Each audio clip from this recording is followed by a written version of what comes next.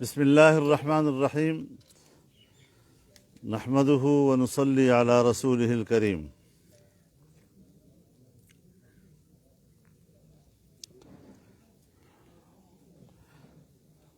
پاکستان ہمارا ملک ہے اور ہم اس وطن عزیز کی بقا اور استحکام کی جنگ لڑ رہے ہیں۔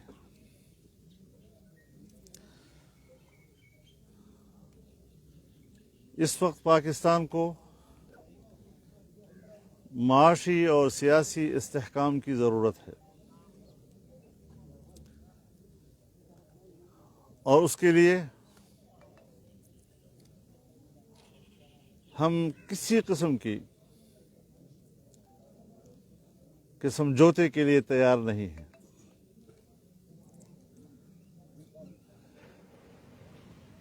جو لوگ ملک میں سیاسی طور پر عدم استحکام پیدا کر رہے ہیں، معاشی استحکام پیدا کر رہے ہیں، پوری قوم پر یہ بات واضح ہے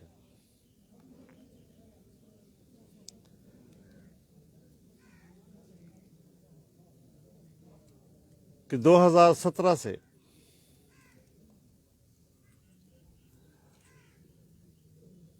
بین الاقوامی قوتوں کی مداخلت کے ساتھ سیاسی عدم استحکام پیدا کیا گیا۔ 2018 میں تاریخ کی بدترین دھاندلی کے نتیجے میں ایک نااہل اور جعلی حکمران ملک پر مسلط کیا گیا، جس نے ملک کی معیشت کو تباہ و برباد کر دیا۔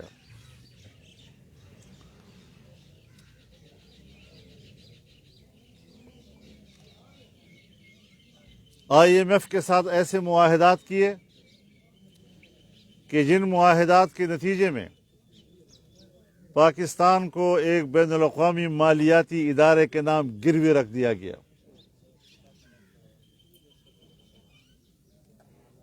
اسٹیٹ بینک آف پاکستان کو اس کی آزادی کے نام پر IMF کے حوالے کر دیا گیا۔ آج پاکستان کا اسٹیٹ بینک اور اسٹیٹ بینک کا صدر نہ ملک کے وزیر اعظم کو جواب دہ ہے، نہ ملک کی کابینہ کو جواب دہ ہے، نہ ہی ملک کی پارلیمنٹ کو جواب دہ ہے۔ اس دلدل کی طرف ملک کی معیشت کو دھکیلا گیا، اور پھر جب پاکستان معیشت کے ایک نئے دور کا آغاز کر رہا تھا اور اس کا خشت اول رکھ رہا تھا، اور چین کا صدر پاکستان آ رہا تھا، اس موقع پر دھرنے دیے گئے اور کوشش کی گئی کہ چین جیسا پاکستان کا دوست وہ پاکستان میں سرمایہ کاری نہ کر سکے۔ لیکن اس کوشش کو ناکام بنایا گیا۔ سیاسی حکمت عملی کے ساتھ، قومی یکجہتی کے ساتھ ملک کو بچایا گیا، لیکن جب الیکشن ہوئے اور ایک سلیکٹڈ بلکہ امپورٹڈ حکومت پاکستان میں قائم ہوئی، تو اس نے تمام میگا پروجیکٹس فریز کر دیے، بین الاقوامی سرمایہ کاری کو منجمد کر دیا گیا، اور جب تک ان کی حکومت رہی 3.5 پونے 4 سال تک پاکستان میں تمام بڑے منصوبے وہ روک دیے گئے، منجمد کر دیے گئے، ترقی کا کام رک گیا، پاکستان پیچھے کی طرف جانے لگ گیا۔ آج پھر وہ ایسے وقت پہ، جبکہ چند روز پہلے پاکستان اور چائنا کے درمیان وزارتی سطح پر ایک اجلاس ہوا جس میں اگلے سال کے لیے سرمایہ کاری اور اس سے متعلق منصوبوں کا تعین کیا جانا تھا، عین اسی روز اسلام آباد کی طرف مارچ کرنے کا اعلان کر دیا گیا۔ اب ظاہر ہے کہ سرمایہ کاری کے لیے باہمی اعتماد اولین چیز ہوتی ہے۔ کوشش کی گئی کہ چین کے اعتماد کو متاثر کیا جائے۔ آج جب پاکستان کا وزیر اعظم چائنا کے سفر پہ چلا گیا ہے اور وہاں چینی حکومت سے پاکستان کے اندر سرمایہ کاری پہ بات چیت کر رہا ہے، اس موقع پر وہ اسلام آباد میں داخل ہونے کی بات کر رہے ہیں، مسلح طور پر داخل ہونے کی بات کر رہے ہیں۔ ان کے وزراء ایسی گفتگو کر رہے ہیں جیسے کہ پی ٹی آئی کوئی دہشت گرد تنظیم ہو جو سیاست اور دلیل پر یقین نہیں رکھتی، اسلحے کے استعمال پہ یقین رکھتی ہے اور اسلام آباد میں داخل ہو رہی ہے۔ وہ حکومت کو بلیک میل کرنا چاہتی ہے۔ اور میں آج کی اس پریس کانفرنس سے اپنی حکومت کو پیغام دینا چاہتا ہوں، اپنے ملک کے وزیر اعظم کو پیغام دینا چاہتا ہوں کہ ہم نے کوئی فیس سیونگ نہیں دینی، کسی قسم کی کوئی مفاہمت نہیں کرنی۔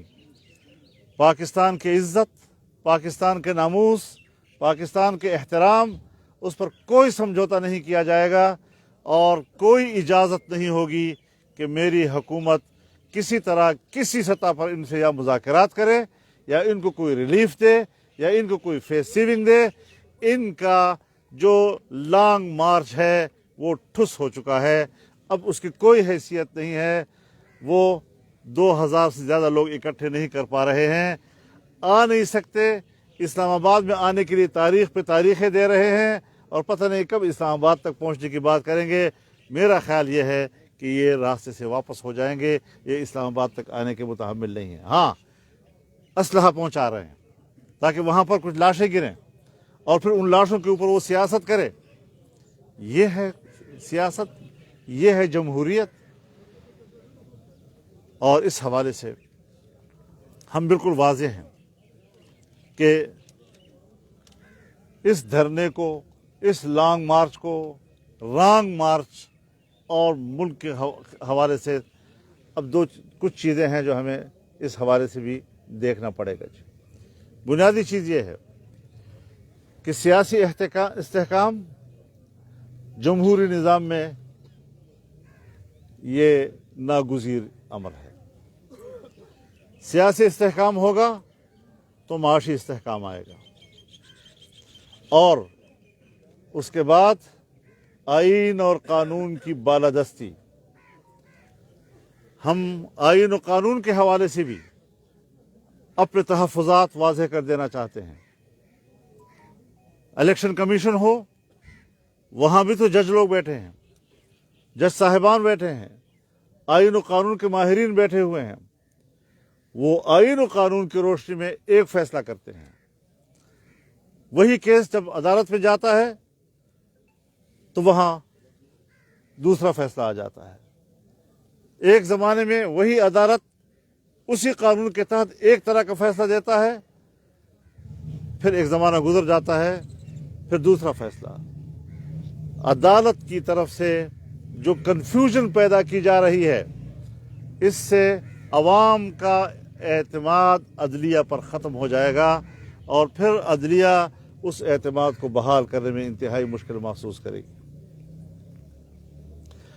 اس بارے میں آئین و قانون کی بالادستی اور حقائق تک پہنچنے، اگر اس میں بھی ہم رعایتیں کریں، اور ہم جانتے ہیں ہم جانتے ہیں کہ اس وقت اداروں کے اندر کچھ لوگ کیوں لائل بن گئے ہیں. لاڈلاپن کی سیاست ختم ہونی چاہیے، چاہے فوج میں ہو، چاہے عدلیہ میں ہو، چاہے الیکشن کمیشن میں ہو. آئین و قانون کی بارادستی ہونی چاہیے.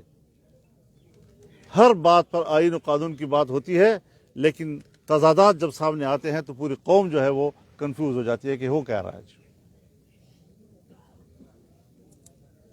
ایک عدالت کہتی ہے کہ وزیر اعظم کون ہوتا ہے کہ حرم نبوی کی توہین کرنے والوں کو معاف کرتا ہے، اور دوسری عدالت اسی پاکستانی قانون و آئین کے تحت کہتی ہے کہ یہ تو سعودی عرب کا معاملہ ہے، وہ جانے ان کا کام جانے، ہمارا اس سے کیا تعلق ہے. اب ان چیزوں کو ایک عدلیہ کی طرف سے ان تضادات کے ہوتے ہوئے آپ بتائیں کہ قوم کیسے اعتماد کرے گی ان کے اوپر. لہذا یہاں پر ہمیں قانون و آئین کی پیروی کرنی چاہیے، اور پھر یہ کہ جی ان کو حق ہے کہ وہ اسلام آباد میں آئیں، احتجاج ان کا حق ہے، بالکل حق ہے. احتجاج کے حق سے کوئی کسی کو نہیں روک سکتا. ہم نے بھی کیے ہیں، ہم نے بھی پاکستان کے اندر 14 ملین مارچ کیے ہیں، ہم نے بھی 15 لاکھ لوگوں کو اسلام آباد میں لائے ہیں.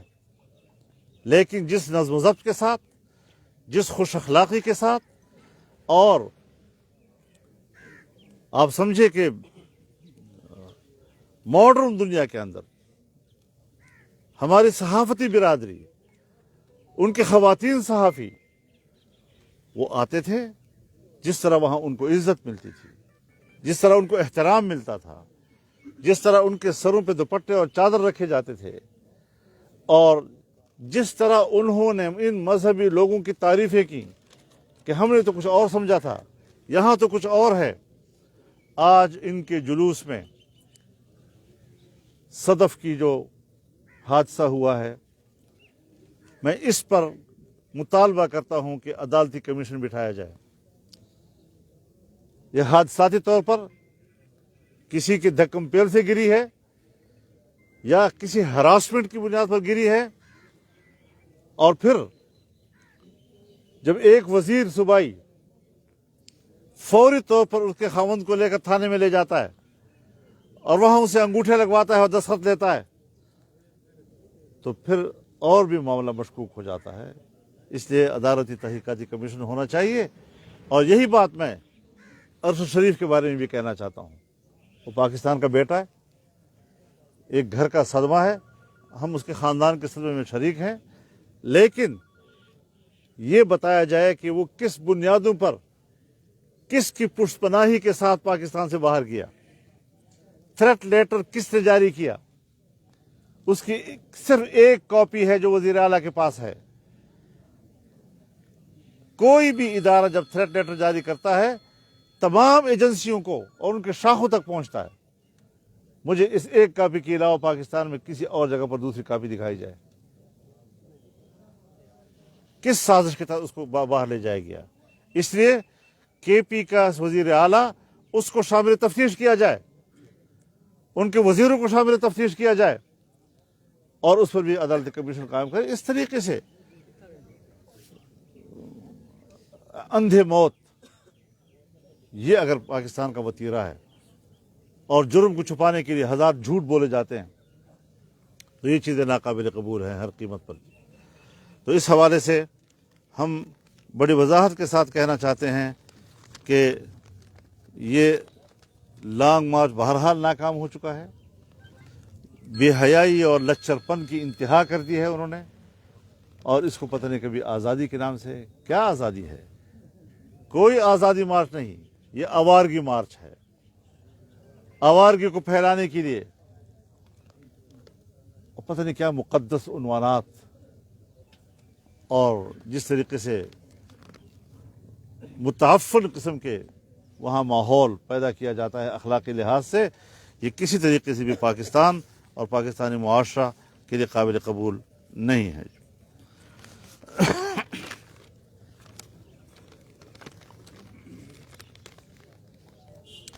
میں سمجھتا ہوں کہ پہلی مرتبہ ریاستی ادارے کیوں میدان میں آئے, ریاستی ادارے کیوں پھٹ پڑے؟ اس کا معنی یہ ہے کہ ریاست کو خطرہ ہو گیا. ان کے اقدامات سے ریاست کو خطرہ ہوا ہے, ان کے اقدامات سے سیاسی عدم استحکام آیا ہے, ان کے اقدامات سے معاشی عدم استحکام آیا ہے, ان کے اقدامات سے آئین و قانون پر اعتماد ختم ہو رہا ہے, اداروں پر اعتماد ختم ہو رہا ہے. تب جا کر D G I S I اور D G I S P R میدان میں آئے ہیں. اور میں سمجھتا ہوں کہ ہر چند کے ہماری ان سے شکایات رہی ہیں, ادارے سے, افراد سے نہیں, شکایات رہی ہیں ہماری. لیکن اگر وہ اعتراف کرتے ہیں کہ ہم سے غلطیاں ہوئی ہیں, ہم اس کی تلافی کرنا چاہتے ہیں اور خون دے کر تلافی کرنا چاہتے ہیں, تو ہمیں ان کے جانے کا راستہ نہیں روکنا چاہیے. ہم کوئی ایسے جملے نہ استعمال کریں, کوئی ایسی گفتگو نہ کریں کہ تلافی کی طرف جانے کے سفر جو ہے وہ متاثر ہو. لیکن جب ریاست میدان میں آ گئی ہے تو اس کا معنی یہ ہے کہ ان اقدامات سے ریاست کو نقصان ہو رہا ہے. اور ہم کسی ادارے کے خلاف نہیں ہیں, لیکن ہم اس ملک پہ رہتے ہیں. اداروں کے فیصلے اچھے ہوں تو قوم پر اس کے اچھے اثرات مرتب ہوتے ہیں, اداروں کے فیصلے غلط ہوں گے تو قوم پر اس کے منفی اثرات مرتب ہوں گے. لہذا یہاں پر 25 کروڑ عوام رہتا ہے.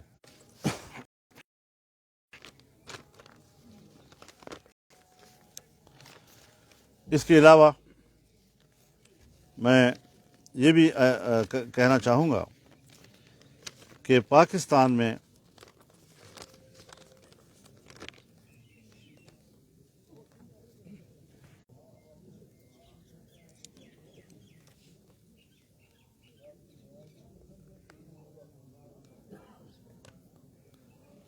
تو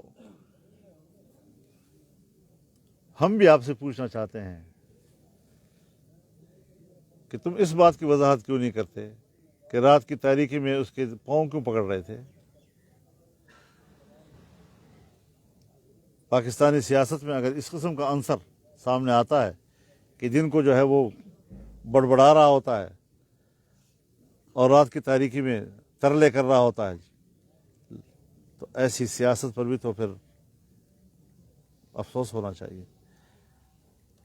سیاست چوراہے پہ ماتم کر رہی ہے ان لوگوں کے کردار کی وجہ سے, اور یہ چاہتا ہے کہ میری مرضی کا آرمی چیف آئے. کیوں تمہاری مرضی کا آئے گا بھائی؟ اور اگر میری مرضی کا نہیں آتا تو مارشل لا لگ جائے. ایسے حالات پیدا کرنا کہ وہ اگر برتن میں اس کو کوئی آپ حصہ نہیں دیتے تو برتن ہی کو توڑ دے کی بات کرتا ہے. اس طرح کی انتہا پسندانہ سیاست کو فروغ دیا جا رہا ہے, نوجوان نسل کو بد اخلاقی کی طرف دھکیلا جا رہا ہے, اس کو اپنی تہذیب و تمدن سے باغی بنایا جا رہا ہے, اور ہم اس قوم کو گمراہ نہیں ہونے دیں گے. ہم نے اس فتنے اور گمراہی کا مقابلہ کیا ہے, مقابلہ کر رہے ہیں, اور اس عزم کے ساتھ کہ جب تک اس فتنے کا خاتمہ نہیں ہوگا ہم چین سے نہیں بیٹھیں گے, ان کے خلاف آواز بن کر میدان میں رہیں گے انشاءاللہ.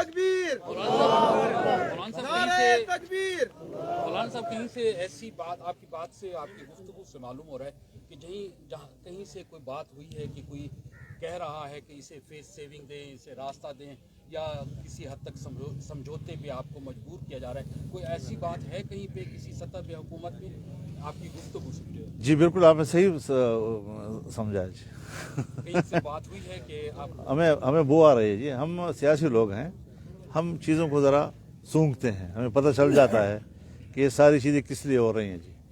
تو یہ پاکستان میں اپنے جرائم کے خلاف رعایت چاہتا ہے, اور کسی طریقے سے اب جب ناکام ہو گیا اس کا لانگ مارچ تو اس سے بھی پیچھے جانے کے لیے وہ کوئی فیس سیونگ چاہتا ہے جی. اچھا مولانا صاحب, 2000 اور اس سے کم و بیش کہتے ہیں کہ تو خوف کس بات کا ہے؟ جانے دیں ان کو, آرام سے بیٹھنے دیں. اگر وہ دھرنا کرتے ہیں 2000 نہیں 200 آدمی بھی اگر مسلح ہو کر جائیں گے اندر, اور یہ ثابت ہو چکا ہے, اور ان کے لاہور میں اسلحے پکڑے گئے ہیں, ان کے وزیروں کے ہاں پکڑے گئے ہیں, یہاں آپ کے ہاں سے میسج گئے ہیں. ذریعے سے جو غیر مصدقہ ہوتے ہیں 2-4 دن پہلے اس کا پتہ تھا, لیکن یہ جو چیزیں سامنے آئی ہیں وہ میری معلومات کے 2 دن بعد سامنے آئی ہیں. مولانا صاحب کیا آپ یہ سمجھتے ہیں کہ DCI اور ISPR کے ترجمان کے بیان کے بعد تو جس طرح انہوں نے عمران خان خلاف بیان دیے ہیں کہ اسٹیبلشمنٹ اس کے خلاف نظر آتی فضائے, تو آپ کیا سمجھتے ہیں کہ کیا وقتی اندر خان نے ان کے ساتھ کچھ مفاہمت ہے یا بالکل وہ اس کے خلاف ہو چکی ہے؟ دیکھیے, ہمیں تو جو انہوں نے کہا ہے, جو نظر آ رہا ہے, اسی پہ ہی تبصرہ کرنا ہے. آپ مجھے بتائیں کہ الطاف حسین کے تمام تقاریر, ان کی گفتگو وہ ہماری میڈیا پر بلاک ہے, لیکن کبھی اس کے خلاف ریاستی ادارے جو ہیں وہ میدان میں نہیں آئے. آج اس کے خلاف کیوں ضرورت پڑ گئی؟ کیونکہ خود اور یہ بھی واضح ہو گیا کہ جو اس کی پچھلی 2-3 سالہ حکومت تھی یہ کیسے آئی تھی, وہ چیزیں بھی واضح ہو گئی. اب اس کی تلافی کی بات بھی خود وہی ادارے کر رہے ہیں. تو یہ ساری چیزیں حضرت, ہم نے کوئی غلط موقف نہیں اختیار کیے تھے, ہم نے کوئی جذباتی موقف نہیں. آپ کو حکومت مل گئی, عمران خان سے حکومت چھن گئی, عوام کو کیا ملا ہے؟ عوام کو تو مہنگائی کا سامنا ہے, بہت بری حالات ہیں. یہ کب تک آپ اس پوزیشن میں ہوں گے کہ عوام کو بھی کچھ ریلیف دیا جا سکے؟ دیکھیے, اس میں کوئی شک نہیں ہے کہ جب بھی کوئی پالیسیاں بنتی ہیں اس کو سیدھا کرنے کا تو کچھ مہینے ہمیں سمجھ بھی نہیں آ رہا تھا کہ کیا جائے, کیسے کیا جائے جی. اور اب اس کی سمت متعین ہو گئی ہے. سو اس وقت آپ دیکھیں کہ FATF کی طرف سے جہاں ہم بلیک لسٹ کے کنارے کھڑے تھے, دیوالیہ قرار دیے جانے کے بالکل کنارے کھڑے تھے, اور لگ رہا تھا کہ شاید ہم پر پوری دنیا کی طرف سے پابندیاں لگ جائیں, لیکن ان 6 مہینوں میں گرے سے آپ کو واپس وائٹ پہ لے گئے ہیں. اس کا معنی یہ ہے کہ پاکستان کی معاشی پالیسیاں مثبت سمت میں چل پڑی ہیں جی. اور کس حکمت عملی کے تحت انہوں نے IMF کے معاہدات کو بھی برقرار رکھا, کیونکہ ظاہر ہے کہ اب وہ ہمارے بس کی بات نہیں تھی کہ ہم ایک دم کہیں کہ ہم نہیں مانتے, اس سے اور مشکلات پیدا ہو سکتی تھیں. FATF نے بھی بیٹھ کر ہمیں کلیئر کر دیا ہے کہ اب پاکستان کی معیشت بہتر سمت پہ جا رہی ہے, لہٰذا وہ جو ہم بالکل بلیک کے کنارے کھڑے تھے ہم واپس وائٹ پہ پہنچ گئے ہیں. اس سے بھی آپ اندازہ لگا سکتے ہیں. اس وقت میں آپ کو بتانا چاہتا ہوں کہ جو 1 ہفتے کے اندر اگلے سال کے لیے نئے منصوبوں پر کام کرنے کے لیے, اس میں آپ کو میں صرف ایک چیز کہنا چاہتا ہوں کہ ڈیرہ اسماعیل خان یارک سے لے کر روب تک کی منظوری ہو گئی ہے, سیکنڈ فیز کا سی پیک کا جی. اور سگو تک تو انشاءاللہ جس وقت بھی وزیر اعظم کہیں تو اگر افتتاح کر لیں گے اور کام شروع ہو جائے گا. صاحب میں آپ کی توجہ دلانا چاہتا ہوں کہ بڑا ہمارے مغربی بارڈر پر ایشو بنا ہوا ہے طالبان PDP کے ساتھ مذاکرات کا, اور افغانستان میں بھی کافی انرسٹ ہے, بڑا تشدد کے واقعات ہو رہے ہیں, تو اس پہ آپ کیا تجویز کہ پاکستان افغانستان کے دوستانہ اور مضبوط تعلقات کے ہم خواہاں ہیں. افغان طالبان, ان کی 20 سالہ قربانیاں, اس کے نتیجے میں وہاں امارت اسلامیہ کا قیام کو شکست ملی ہے, اور بڑی قوت نے اعتراف کر لیا ہے کہ افغانستان پر کوئی جبری حکومت نہیں کی جا سکتی. وہاں کے حکومت قائم ہونے کے بعد میری رائے اور میری جماعت کی رائے یہ ہے کہ ہمیں اپنے پاکستانی مفادات کی بنیاد پر ہمیں افغانستان کے امارت اسلامیہ کو تسلیم کر لینا چاہیے, تاکہ باہمی تعلقات کی بنیاد پر ہم پاکستان کے مفادات کا تحفظ کر سکیں. لیکن اگر کوئی رکاوٹ اس میں ہے, تب بھی کچھ چیزیں جو عدم اعتماد کا, باہمی عدم اعتماد کا سبب بن رہے ہیں, یا افغانستان کے امارت اسلامیہ کی طرف سے پاکستان کے لیے یا ہماری طرف سے امارت اسلامیہ کے لیے, اس کا حل سردست فوری طور پر میرے ذہن میں یہ ہے کہ معلومات کے تبادلے کا نظام ہونا چاہیے. تو اگر ہم انفارمیشن शेयर करें एक दूसरे के साथ, और इस बात को हम रोकें कि कोई चीज़ पाकिस्तान में हादसा होता है तो अफ़गानिस्तान हमें सूरत हाल से आगाह करे, अगर वहाँ पर होता है तो हम उनको आगाह करें, तो हम बाहमी अदम एतमाद के रास्ते को रोक सकते हैं। जहाँ तक रही पाकिस्तान की सूरत हाल, यकीनन इस वक्त खैबर पख्तूनख्वा में जो नई सूरत हाल बनती जा रही है, इससे लोगों में अदम तहफ़्फ़ुज़ का एहसास फिर बढ़ रहा है। अदम एतमाद का जो अदम तहफ़्फ़ुज़ का जो एहसास है, उससे फिर अवाम को ज़हनी तौर पर परेशान कर दिया है। हम वाज़ेह तौर पर कहना चाहते हैं कि हम पाकिस्तानी हैं और हर पाकिस्तानी को पुरअमन और बाइज़्ज़त ज़िंदगी का हक़ देना चाहते हैं पाकिस्तान के आईन और कानून के रूह से। लिहाजा इस हवाले से हुकूमत को के लिए बड़ा चैलेंज है कि हम इस सारी सूरत हाल को काबू करने, और वो गिरोह जो जंगजू कहलाते हैं, जो मुसल्लह हैं, उनको किस तरीके से हम पाकिस्तान का एक पुरअमन और बाइज़्ज़त शहरी बना सकें, ताकि वो ख़ुद भी सुकून के साथ पाकिस्तान में ज़िंदगी गुजारें और वो एक पुरअमन मुआशरे का हिस्सा भी बने। तो इस पहलू पर भी हमें गौर करना चाहिए और इस सिमत पर हमें सोचना चाहिए। मौलाना साहब, जिस तरह आपने KPK के हवाले से बात की है और अफगानिस्तान के हवाले से, इसी तनाज़ुर में अगर बात की जाए, जो वफाक का नुमाइंदा वो गवर्नर होता है, तो ऐसे क्या मामला हैं जो KPK का गवर्नर का अभी तक अनाउंस नहीं कर पा रही आपकी वफाकी हुकूमत? सिंध में भी लगा दिया गया, पंजाब में भी है। क्या आपके आपस में PDM में कोई इख्तलाफात वगैरह है, क्या वजूहत है, जबकि गवर्नर के इस मामला में बड़ा अहम किरदार है जो भी आपने किया? बस 2-4 दिन की बात है, खैर हो जाएगा इंशाल्लाह। सर एक गुजारिश है मौलाना साहब, जी सर। ये सैलाब के मुतालिक तो सबको पता है सर जी, ये नहरें जो तबाह पड़ी हुई हैं, सब लोग आपकी तरफ देख रहे हैं, और वो वाज़े तौर पे कहते हैं कि अगर मौलाना साहब एक टेलीफोन भी करे, हमारी नहर 2 दिन में तैयार हो सकती है। मैं इससे मुसलसल, मुतालिक कुछ जी बिल्कुल आपने अच्छा किया, मैं मुसलसल वज़ीर-ए-आज़म के दफ्तर के साथ राब्ते में हूँ, रात भी राब्ते में रहा, आज भी राब्ते में रहा। उसके लिए फंड भी मुख्तस हो चुके हैं, और जंगी बुनियादों पर नहर को ठीक करने के लिए, ताकि इस साल के रवां फसल जो है उसको हम पानी मुहैया कर सकें, क्योंकि नहर जो है हमारी वो इब्तिदाई हिस्सा तो पहले से ही कच्चा है, उसके बाद आगे वाला हिस्सा जो है पहले से टूटा हुआ था, रही सही कसर जो है सैलाब ने ख़त्म कर दी थी। अब यह है कि अगर पानी छोड़ा जाएगा तो फिर नहर के टूटने का भी खतरा है। थोड़ी सी गुजारिश है, वो लोग ये चाहते हैं आर्जी तौर पे कच्चे बांध के ये नहर चला दी जाए, ताकि गन्ने की सितंबर काश्त और उसी के लिए उसी पे फोकस किया हुआ है, उसी पे फोकस है कि हम फौरी तौर पर जो इस साल मसलन अभी जनवरी में तो नहर बंद हो जाते हैं, तो मुस्तकिल काम अगर करना है तो उसी में करें। और जी मौलाना साहब, आपसे ये पूछना था कि तहरीक इंसाफ का ये जो लॉन्ग मार्च चल रहा है, इसको काउंटर करने के लिए, इसके रद्द अमल में क्या JUI भी कोई तहरीक शुरू कर सकती है? और दूसरा, ये खूनी मार्च और लॉन्ग मार्च के हवाले से बहुत सी चीज़ें मंजर आम पर शवाहिद वगैरह भी आ चुके हैं, तो क्या इनको इस्लामाबाद दाखिल होने से भी रोका जा सकता है? देखिए, हम अपनी राय रखते हैं कि अगर हम ऐलान कर दें कि हम इस्लामाबाद जा रहे हैं, तो फिर उनको कुछ जवाब भी मिलेगा, और फिर वो जो चाहते हैं कि मुल्क में हंगामा हो, जंग हो, बदअमनी हो, उसका एक मौका उनको हाथ आएगा।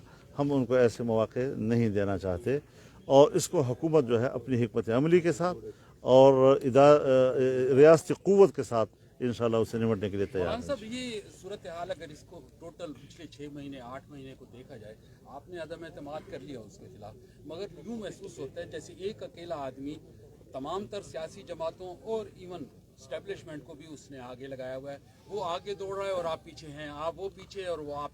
क्या आप उनको कोई नाम भी देंगे उसकी इस एनर्जी को कि 70 साल को होने को है, मगर ये कि वो बेआराम है और उसी तरह से मुसलसल आपके लिए प्रॉब्लम वो आज भी है? मुझसे ज़्यादा तजुर्बा किसको है इस बात का? ये कोई मसला नहीं है, और जो बैनुल-अक़वामी सपोर्ट आज भी उसको हासिल है वो हमें हासिल नहीं थी। जो मुल्क के अंदर उसको सपोर्ट यहाँ मिलती रही वो हमें हासिल नहीं थी जी, और हम तनहा लड़ रहे थे। सियासी पार्टियां हमारी हिमायत कर रही थी, न ये कि वो हमारे साथ इस पूरे तहरीक में शामिल थी। तहरीक तनहा जमीयत उलमा इस्लाम चला रही थी, और अब अगर वो कुछ अदलिया के अंदर से, कुछ फ़ौज के अंदर से, कुछ रिटायर्ड किस्म के लोग मुख्तलिफ इदारे, आप बताएं कि जिस शख्स के खिलाफ पर्चा कटता है और बैरूनी दबाव के तहत उससे दफात काटे जाते हैं, ये सपोर्ट कहाँ से क्या हमें हासिल थी? तो ये सारी चीज़ें, और हम तो अदालतों का तर रुजू भी नहीं करते थे। सियासी जंग सियासी मैदान में, सियासी जंग अदालत भी क्यों, सियासी जंग अवाम की अदालत में। तो हमने अवाम की अदालत में जंग लड़ी है और हम उसमें कामयाब हुए हैं। कौम को निजात मिली है और कौम को समझ लेना चाहिए कि ये पूरे कौम की मुश्किल है। कौमी यकजहती के साथ हमने इस मुश्किल से निकलना है। रुपए की कीमत जो है वो ठीक हो रही है, 150 से अब तकरीबन 122-23 पे आ गई है। पहले 20 से भी नीचे आ गई थी, 222 जी। तो ये सारी चीज़ें जो हैं बेहतरी की तरफ हम एक सफ़र कर रहे हैं। 7 सीटों से वो कामयाब हो चुका है इन इंतखाब। हजरत पिछले दफ़ा जब इसकी हुकूमत थी तो सारे हम जीत रहे थे जी, वो हुकूमत कर रहे थे और हम जीत रहे थे जी।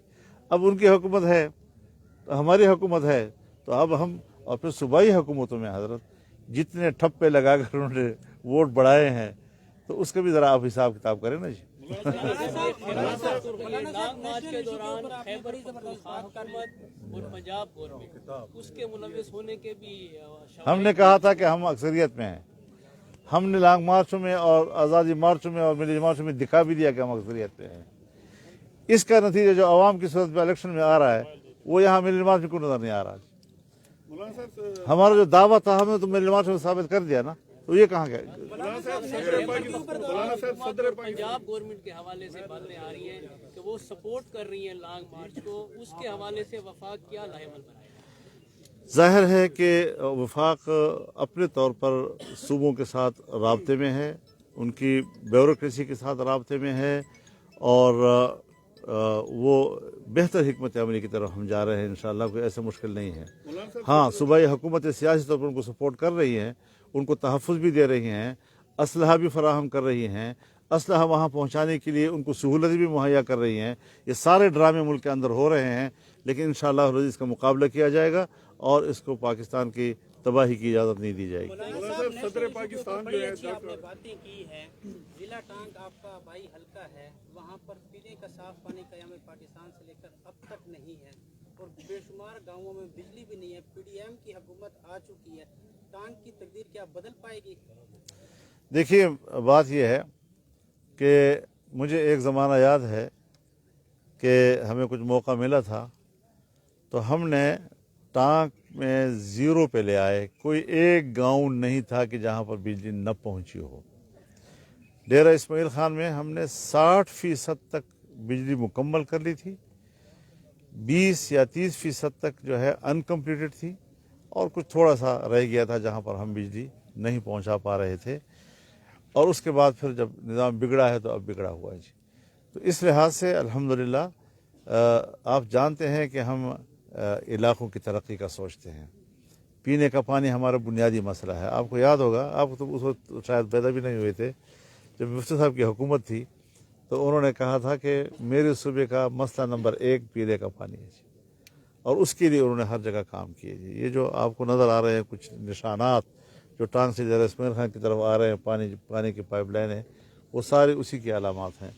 तो यकीनन इन इलाक़ों में वसाइल की ज़रूरत है। आज हम ये समझते हैं कि हमारे सामने जो एक विज़न है वो एक तो टांग को DA खान के साथ बराह रास्त मिलाने का, यानी आप जब यारक पे आते हैं तो यारक से सीधा टांग की तरफ जाने का रोड भी वो हम समझते हैं कि इस पूरे इलाके से गुजर जाए। पीने का पानी बुनियादी और अहम मसला है, उसके लिए पहले भी हमने मेहनतें की हैं, लेकिन बाद की जो वहाँ पर जो बल्दिये के लोग हैं और जो पानी को मेंटेन करते हैं, वहाँ के ट्यूबवेलों को मेंटेन करते हैं, वहाँ के टैंकियों को मेंटेन करते हैं, उन्होंने बेड़ा गर्क कर दिया जी। तो कुछ तो आवाम की और वहाँ जो सरकार के पैसे लेते हैं और तनख्वाहें लेते हैं उनकी भी जिम्मेदारियाँ हैं ना जी। अब हमने इतना बड़ा हॉस्पिटल बना दिया, CRBC बना दी, गोमल यूनिवर्सिटी बना दी, CPEC बना दिया, गोमलजाम बना दिया, टांगजाम का हम मुतालबा कर रहे हैं, इंशाल्लाह वो हमारे प्रोजेक्ट में है। हम छोटे डैम्स जो हैं वो हमारे प्रोजेक्ट में हैं। इसी तरीके से first lift canal, second lift canal, ये हमारे प्रोजेक्ट में हैं। और हमने इस सरमायाकारी में जो इस वक्त चाइना के साथ हमारी बातचीत हो रही है, इसमें हमने ये तजवीज़ रखी है कि अगर हमारे अपने रिसोर्सेज, जो हमारे इस डिवीज़न के अपने रिसोर्सेज हैं और अपने वसाइल हैं, वो हमें मुहैया कर दिए जाएं, तो हम 12 लाख एकड़ अराजी को नहरी बना देंगे जी, 12 लाख एकड़ अराजी को जी। तो ये हमारा विज़न है। यहाँ पर हमारा इरादा ये है कि हम जो द्राबन रोड पर सरकारी ज़मीन है और हज़ारों कनालों की ज़मीन है, वो हम एक्वायर करना चाहते हैं सनती इलाके के लिए। लेकिन चूंकि ये ज़री इलाका है, इसलिए ज़री सनत जो है उसकी भी हमें ज़रूरत है कि अगर यहाँ पर हम गन्ना पैदा करें तो यहाँ पर हमारे पास चीनी की मिलें होनी चाहिए। अगर हम यहाँ पर कपास पैदा करें तो हमारे पास टेक्सटाइल मिलें होनी चाहिए। हमारे यहाँ से सब्ज़ी और फल जो फ्रूट वो पूरी दुनिया में रहनी चाहिए। और हमारी तजवीज़ ये है कि बन्नू में भी एक इंडस्ट्रियल हब होना चाहिए, डेरा इस्माइल खान में भी एक इंडस्ट्रियल हब होना चाहिए, और इस बीच में गवादर लेवल का एक एयरपोर्ट होना चाहिए, कार्गो एयरपोर्ट, कि जिससे हम इस इलाके की तिजारत को वस्ती एशिया तक भी फैला सकें और मशरक़ी वस्ती तक भी फैला सकें। तो इतने बड़े विज़न के साथ इस वक्त हम चाइना के साथ मसरूफ़ी गुफ्तगू हैं और हुकूमत के मेज़ पर हमारी तजवीज़ वहाँ पहुँच गई है और उस पर इंशाअल्लाह अज़ीज़ गौर होगा।